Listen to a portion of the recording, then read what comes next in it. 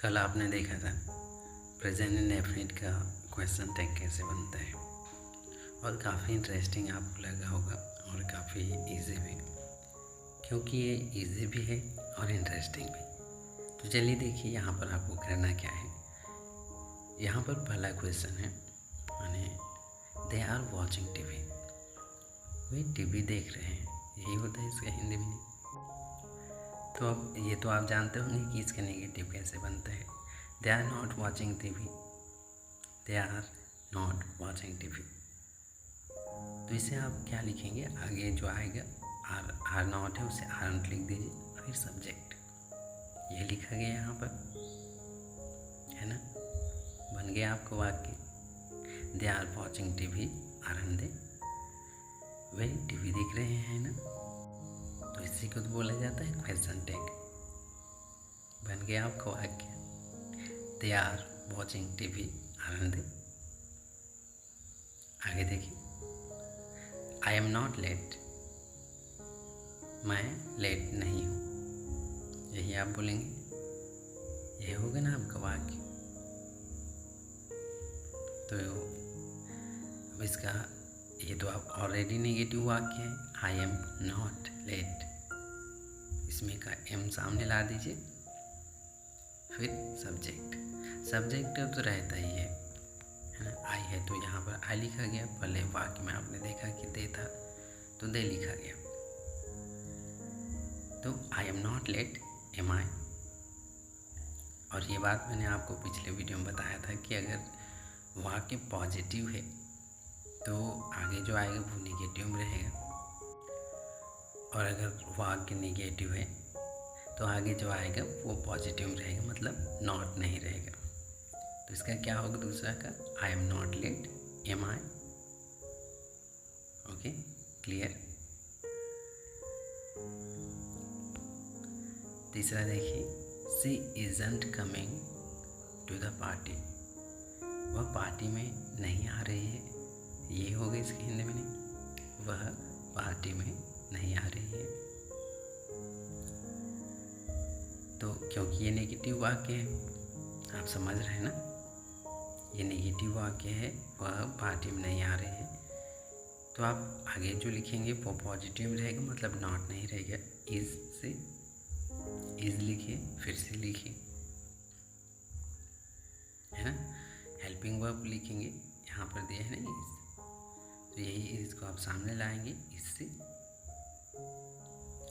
C isn't coming to the party, इससे वह party में नहीं आ रही है ना। काफ़ी आसान लग रहा होगा। तो इसी तरह से अगर पॉजिटिव है भला वाक्य, माने जो वाक्य है वो, तो आगे जब आप लिखेंगे तो नेगेटिव, और अगर नेगेटिव है वाक्य तो आगे जो आप लिखेंगे वो होगा पॉजिटिव। ओके, यही यहाँ पर क्या गया, नेगेटिव वाक्य है तीसरा, तो यहाँ पर आगे में इज से लिखा गया। ओके,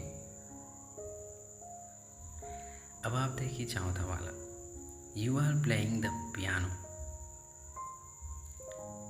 तुम पियानो बजा रहे हो, यही होगा इसका मीनिंग। यू आर, ये कॉन्ट्रास्ट फॉर्म है, यू आर इसका मतलब you are playing the piano, तुम पियानो बजा रहे हो, आरंट यू, इस तरह से होगा इसका। आर को आप सामने लाएं, फिर यहाँ पर नेगेटिव वाक्य नहीं है, you are playing the piano, तुम पियानो बजा रहे हो, तो आरंट यू। तो यहाँ पर अब तक आपको इतना तो अंदाज़ा लग गया होगा कि क्या चीज़ सामने आ रहा है। आप देख रहे हैं आर, एम, इज, ये सब चीज़ें क्या है, हाँ, सभी हेल्पिंग वर्ब है। तो यही चीज़ें हर जितने भी आप टेंस बनाएंगे, टेंस के जितने भी वाक्य हैं उनको जब आप क्वेश्चन टैग बनाते हैं तो उसका जो हेल्पिंग वर्ब सामने आ जाता है। पहले वाक्य में आर हेल्पिंग वर्ब है, दूसरे वाक्य में एम हेल्पिंग वर्ब है, क्रिया है, तीसरे वाक्य में इज हेल्पिंग वर्ब है, और यू या चौथे वाक्य में आर हेल्पिंग वर्ब है। तो यही तो सामने लाया गया है, आप देख रहे हैं ना। पहले वाक्य में देखिए आरंदे, हेल्पिंग वर्ब है आर, आरंदे। दूसरा वाक्य देखिए एम आई। तीसरे वाक्य में इज जे, और चौथे वाक्य में भी आरन यू। अच्छा, इसका नेगेटिव वाक्य क्या होगा? They are not watching TV. तो ये जो आरंट है ना, उसे सामने लाया गया है, फिर सब्जेक्ट लिखा गया है। इसी तरह सभी वाक्य का आप पॉजिटिव है तो नेगेटिव निकालिए, नेगेटिव है तो पॉजिटिव निकालिए। फिर उसका जो हेल्पिंग वर्ब है आर है तो उसे लाया गया ना, पहले वाक्य में देख सकते हैं आरंदे। इसी तरह से आई एम नॉट लेट, तो इसका पॉजिटिव क्या आप लिखेंगे? आई एम लेट, मैं लेट हूँ। तो यहाँ पर एम को आप सामने लाएंगे, एम आई, बस यही तो किया गया है। तो पहले आप नेगेटिव निकालिए या फिर पॉजिटिव निकालिए, फिर उसका जो हेल्पिंग वर्ब होगा वो लिखिए, फिर आपको वाक्य तैयार।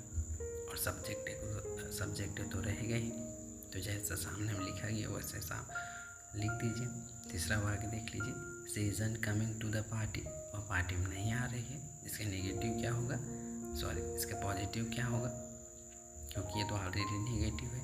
She is coming to the party, इसी तरह से होगा, इसको सामने लाइए, शी लिख दीजिए, है ना, कितना आसान। चौथा देख लीजिए, you are playing the piano, इसका नेगेटिव, ये पॉजिटिव है ना, you are playing the piano, तुम पियानो बजा रहे हो। तो इसका नेगेटिव क्या होगा? You are not playing the piano, तुम पियानो नहीं बजा रही हो या फिर रहे हो। तो यू आर नॉट, तो ये जो आर नॉट है इसे आरंट में लिखा गया, आरंट लिखा गया, और यू।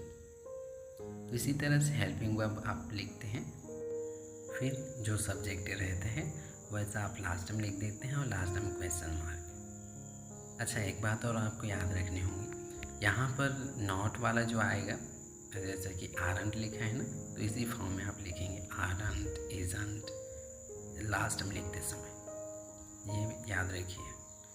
आरंट, इजंट और वॉन्ट इसी तरह कॉन्ट्रास्ट फॉर्म में रहते हैं ये सभी, ये याद रखिएगा। तो आज के लिए बस इतना ही, मिलते हैं अगले वीडियो में, तब तक अपना ख्याल जरूर रखिए। और इसी तरह से बहुत से सेंटेंसेस बना करके देखिए, प्रेजेंट इंडेफिनिट का और प्रेजेंट कंटिन्यूअस का। तो इसी तरह से बहुत से सेंटेंसेस बना करके खुद प्रैक्टिस कीजिए। अब आपको तो समझ में आ गया होगा, but if you have any problem, if you have doubt, you can comment. और मुझे लगता है कि अगर आपने ध्यान से देखा है, ध्यान से सुना है, तो आप इस तरह के सेंटेंसेस को आसानी से बना सकते हैं। तो इस तरह से बहुत से सेंटेंसेस बनाइए और खुद प्रैक्टिस कीजिए। या if you have any doubts, you can comment. तो मिलते हैं अगली वीडियो में, अपना ख्याल जरूर रखिए। Thank you for watching.